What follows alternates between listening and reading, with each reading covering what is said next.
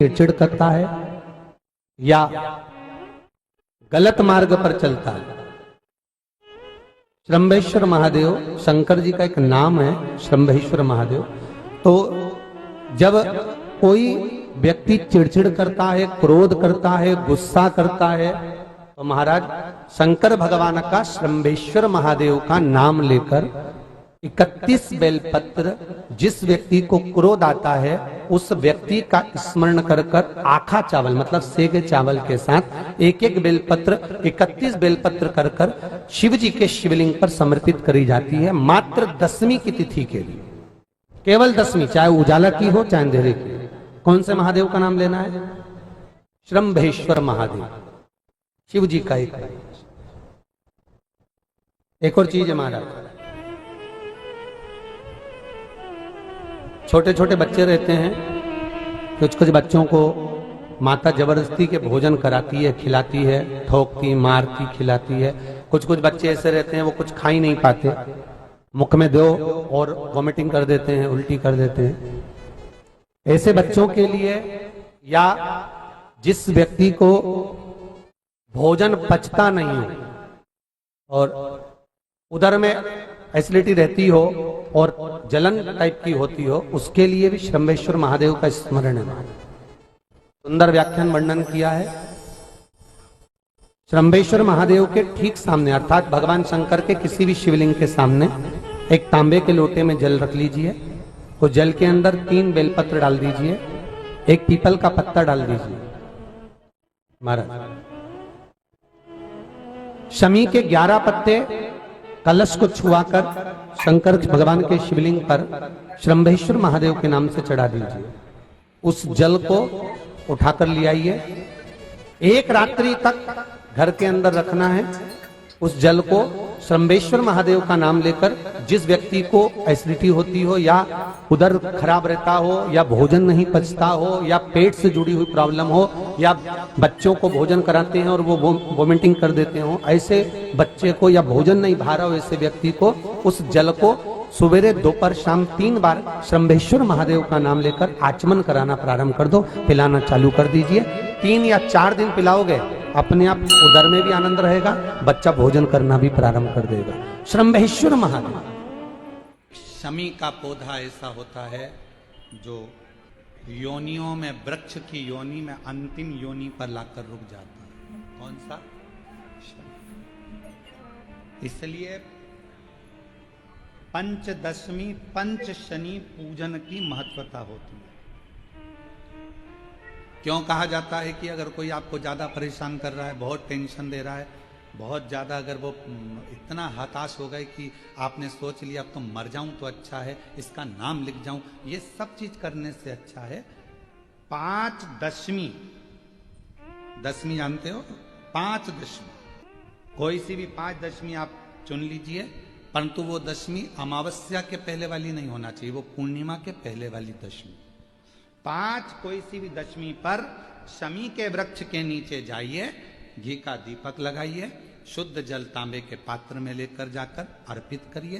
पहले दीप जलाना, उसके बाद शमी के पौधे में जल डालना और पौधे उस वृक्ष के नीचे बैठकर जल चढ़ाकर वहीं पर एक चावल का दाना समर्पित कर कर बाबा से प्रार्थना करना कि बाबा मुझे बहुत कष्ट है, ये मेरा एक तकलीफ मुझे दे रहा है, बस आप मेरी तकलीफ को दूर करना। शिव की ऐसी कृपा होगी। 5 शमी पूजन, जब विजय दशमी के भाव से दशमी आपके यहाँ पर भी पूजन होती है, विजयदशमी पे हमारे यहाँ शमी के पत्र की बड़ी पूजन का महत्व है। 5 दशमी 5 शमी पूजन कर ली जाती है, तो जो भी आपका द्रोही होता है वो आपसे दूर हो जाता है या आपसे स्नेह कर कर आपके करीब आ जाता है। ये शमी पूजन वृक्ष योनि के अंतिम योनि का पूजन। सारे वृक्षों पर पत्थर पड़ जाते हैं, पर शमी के पौधे पर पत्थर किस लिए हम मारेंगे? कौन मारेगा? उसमें तो कांटे लगे रहते हैं, कौन मारेगा उसको? क्या कांटा झड़ाएगा पत्थर मारकर? नहीं। हम तो यहां तक कहेंगे कि शमी की आराधना साधना आपके द्रोहियों को, दुश्मनों को भी दूर कर देती। और मेरी जीजियों, मेरे जीजाओं, मेरी बेटियों, बेटाओं, मेरी माताओं, मेरे बुजुर्ग माता पिता स्मरण करें, जब जब यदि आपका हृदय दुखे, मन दुखे, तो एक शमी की पत्ती को शंकर के शिवलिंग पर जरूर चढ़ाएं। सारे दुख अपने आप समाप्त होना प्रारंभ। शमी का तो कोई कहे क्या वृक्षों में, पौधों में, पत्तियों में भी क्या, ये वृक्षों के अंदर भी क्या जीव होता है? क्या इसमें भी प्राण होते हैं? होते हैं, इसमें भी प्राण है। ये भी ऑक्सीजन लेना छोड़ना सब कार्य इनका चालू है। ये भी जीवित है। जल नहीं मिलेगा मर जाएंगे। जल गया समाप्त। तो महापुराण की कथा यहां तक कहती है, मंदिर में जल चढ़ाने जाओ तो अपने घर से जल लेकर जाओ।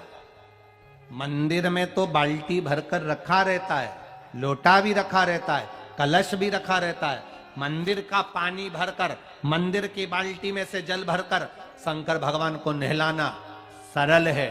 अपने घर से जल लेकर जब जाओगे तो घर का वास्तु दोष, घर का पितृ दोष और घर का काल सर्प दोष तीनों उस लोटे के माध्यम से जाएगा और शिव को समर्पित हो जाएगा।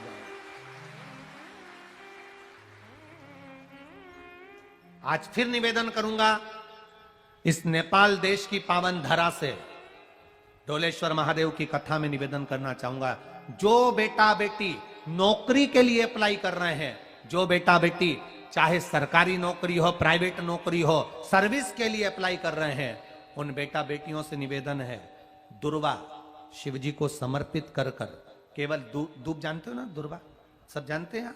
दुबा जो माला पिनाई थी उसमें बहुत सारी लगी थी, पढ़ी है, हम बताना जरा।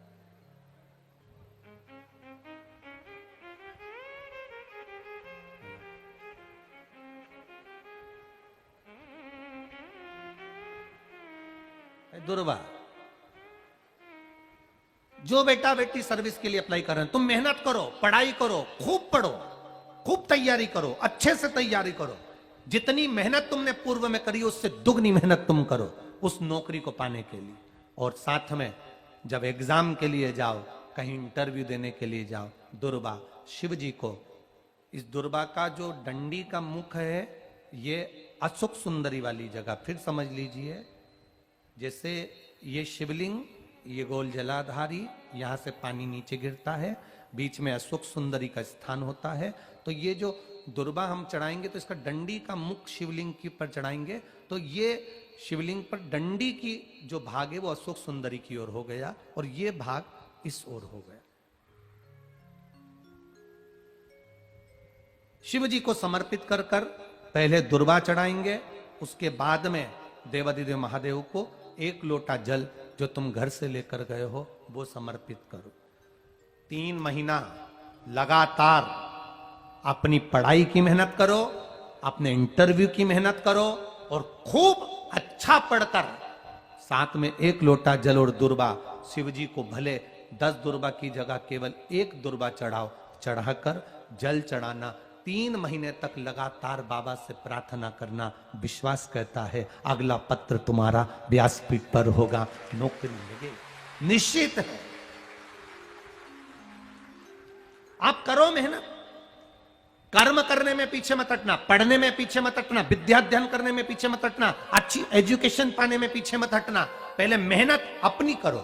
पूर्व में जो इंटरव्यू दिए हैं उसमें जितनी कमी रह गई, अगली कमी को पूर्ण करने के लिए अच्छी मेहनत करो, खूब पढ़ो, खूब अच्छे से विद्या अध्ययन करो और फिर बाबा पर समर्पित होकर जाओ, बाबा पर विश्वास कर कर जाओ, भरोसा पूरा कर कर जाना। इंटरव्यू देते समय अपना विल पावर मजबूत होना चाहिए कि मेरे साथ मेरा काल अधिपति महाकाल है, अब निकल कर मानो। हम दुकान खोलते हैं, कपड़े की दुकान खोल रहे हैं, किराने की दुकान खोल रहे हैं, लोहे की दुकान खोल रहे हैं, भंगार की दुकान खोल रहे हैं, किराना की दुकान खोल रहा है, पान की दुकान खोल रहा है। हम दुकान खोलते हैं, पर दुकान खोलने से पहले तुम्हारे 2 मन हो जाते हैं, चलेगी कि नहीं चलेगी, खोल तो लूंगी, चलेगी कि नहीं चलेगी। जिस दिन तुम दुकान खोलो 1 महीने पहले, 2 महीने पहले, 3 महीने पहले बाबा को दुर्वा चढ़ाकर, एक लोटा जल चढ़ाकर नियम बनाकर जाना, 3 महीने बाद मैं दुकान खोल रही हूं, 2 महीने बाद मैं दुकान खोल रही हूं, और मेरा विश्वास कहता है दुकान चलेगी। जिस दिन तुमने विचार कर लिया कि दुकान चलेगी कि नहीं चलेगी, तो वो नहीं चलेगी। जिस दिन तुमने विचार कर लिया कि दुकान खोल रही हूं, मेहनत करूंगी, दिल से करूंगी, भले मेरे पास ज्यादा माल नहीं है, जितना माल खरीद के लाऊंगी उतना बेच कर बताऊंगी, क्योंकि मेरे साथ काल अधिपति महाकाल है, तो वो चलेगी। विश्वास दृढ़ करो, भरोसा पक्का करो। जिस दिन तुम्हारा विश्वास दृढ़ हो गया, उस दिन तुम विजय हो गए, उस दिन तुम आनंदता में हो गए। बच्चों का विल पावर कमजोर हो रहा है। दोस्त कह देते हैं सीए की पढ़ाई बहुत कठिन है, इंजीनियरिंग की पढ़ाई बहुत कठिन है, डॉक्टर की पढ़ाई बहुत कठिन है। साथ वाले ऐसे मत ढूंढना जो तुम्हारा विल पावर कमजोर कर दे। ये वाली फैक्ट्री खोलेंगे तो हो सकता है नुकसान हो जाए, इसलिए ये फैक्ट्री खोलने का मन नहीं हो रहा है। फैक्ट्री का सेटअप जम गया, सब कुछ जम गया, और मालूम पड़े, विचार करा कौन चलाएगा, कैसे होगा, कैसे चलेगी, तो वो फैक्ट्री कभी नहीं चलेगी। तुमने सोच लिया कि अपने क्षेत्र में नहीं है, मेहनत करूंगा, 4 चांद लगाऊंगा, कहीं पर भी जाऊंगा, पर जीत कर बताऊंगा, तो वो फैक्ट्री भी भग दौड़ेगी। निश्चितता है, आपका विल पावर कमजोर नहीं होना चाहिए। आप सबको फिर निवेदन करेंगे, रोग, बीमारी, तकलीफ, कष्ट, या फिर कहीं रुपया पैसा अटक गया हो, नहीं निकल रहा हो, किसी व्यक्ति से कोई काम करवाना है, वो काम नहीं कर रहा, कोई फाइल आगे नहीं बढ़ रही है, कोई कार्य अटक रहा है, तो एक जल के पात्र में जल भरकर 5 बेलपत्री शिव जी को समर्पित कर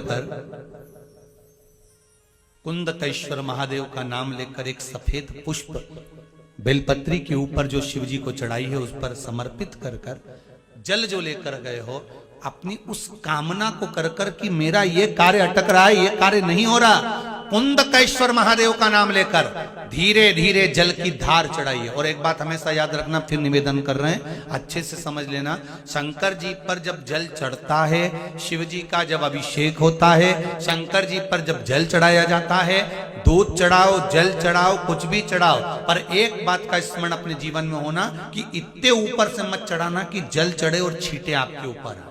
बहुत ध्यान दीजिएगा।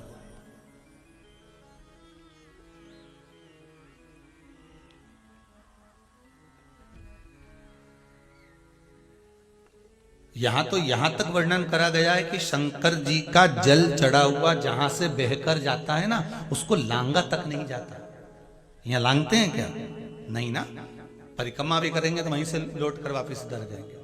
शिव जी का जहां से जल बहकर जा रहा हो, चढ़ा हुआ जल जहां से बहकर जा रहा हो, उसको लांगा तक नहीं जाता।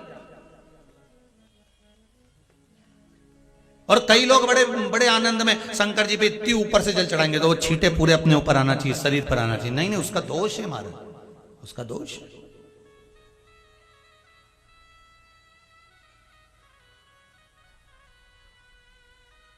शिव जी को अगर आप जल चढ़ा रहे हो, जैसे आप भगवान को अगर जल चढ़ाओ, दूध चढ़ाओ, तो मान लो अगर जैसे एक सरल भाषा में समझ लो और अच्छे से, कि जैसे ये शिवलिंग है शंकर जी का, ये शिवलिंग है, और आप जल चढ़ा रहे हो, तो इतनी ऊपर से छोड़ोगे तो पानी का छींटा तो अपने ऊपर आएगा, पर वही जल, वही दूध, वही सामग्री आप शिवलिंग से थोड़ी सी दूरी बनाकर अगर आप समर्पित करेंगे, तो बाबा उसको स्वीकार भी करता है और आनंद की अनुभूति भी होती है, कार्य में सिद्धता भी आती है, कार्य में उसकी सिद्धता भी। अब तुम तो ऊपर से छोड़ रहे हो जिससे वो पानी तुम्हारे ऊपर ही आए, तो वो एक अलग प्रसंग है, वो एक अलग विषय। बहुत ध्यान देना महाराज, भगवान को कभी भी कोई भी सामग्री, जैसे भगवान के मंदिर में अगर फूल चढ़ाने जा रहे हो, भगवान के मंदिर में अगर पुष्प समर्पित करने जा रहे हो, तो फूल का मुख अपनी ओर नहीं होना चाहिए। फूल का मुख कहां पर होना चाहिए? जम के बोलो जरा, भगवान की ओर। पर ईमानदारी से बोलना, आप मंदिर में भगवान के, आपके घर में भी फूल चढ़ाती होगी, आप अपने घर में भी भगवान को फूल चढ़ाती होगी, आप अपने मंदिर में फूल चढ़ाती होगी, ईमानदारी से बोलो, आपके फूल का मुख कहां रखती हो? बोलो बोलो जरा जम के, कहां रखती हो? आपकी ओर। भगवान को तो डंडी चुभने के लिए दे देती है, चुभती रहे। भगवान को डंडी तो आप चुभने के लिए दे देती हो, और फूल का जो मुख है वो अपनी ओर कर लेती हो। पर हमारे यहाँ शिव महापुराण की कथा कहती है, शंकर भगवान का संबोधन करता है, शिव महापुराण कहती है कि भगवान को आप ये पुष्प का जो भाग है वो शिव जी को दीजिए, वो शंकर को चढ़ाइए, डंडी का भाग अपनी ओर।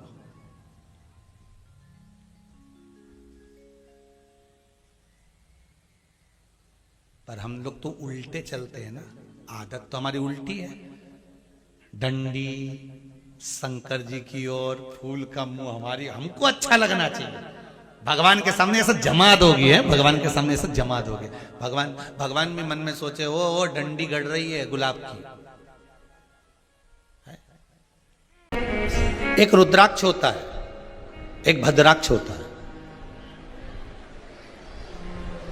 जम के बोलिए क्या क्या होता है?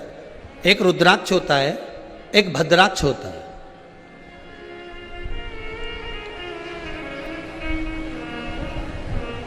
दोनों में एक अंतर होता है, एक अंतर होता है। रुद्राक्ष पूर्ण तरह से गोल होगा, पूर्ण तरह से उसकी आकृति जो होगी वो गोल होगी, और भद्राक्ष की जो आकृति होती है वो पूर्ण तरह से गोल होते होते एक जगह से थोड़ा बैठक आ जाती है उसमें, भद्राक्ष।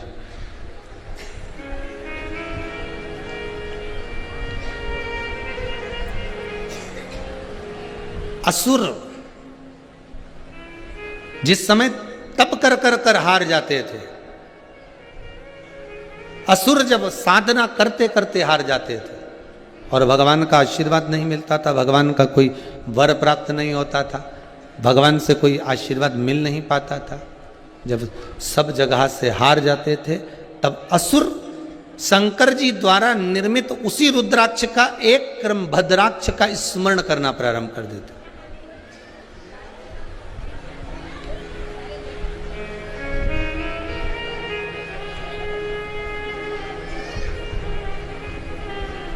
रुद्राक्ष का ही एक प्रतिबिंब स्वरूप है, रुद्राक्ष का ही एक स्वरूप है भद्राक्ष। 4 जगह पर काम आता है भद्राक्ष।